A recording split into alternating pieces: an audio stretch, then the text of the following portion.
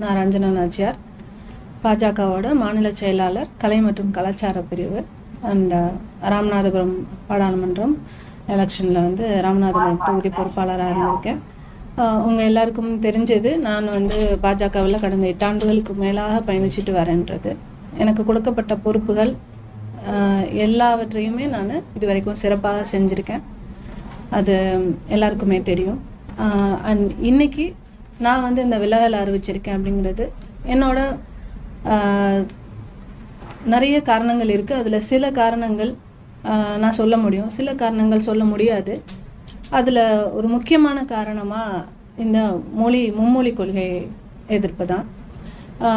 3 மொழிகள் கற்கணும் அப்படிங்கிறது ஹிந்தியா இல்லை, ஹிந்தி கிடையாது, நம்ம எந்த மொழி வேணாலும் கற்கலாம் அப்படின்னு தான் பாஜக இன்றைக்கி வரைக்கும் அறிவுறுத்துகிறாங்க. பட் பள்ளிக்கூடங்களில் பார்த்திங்கன்னா அதுக்கான ஆப்பர்ச்சுனிட்டி கிடையாது.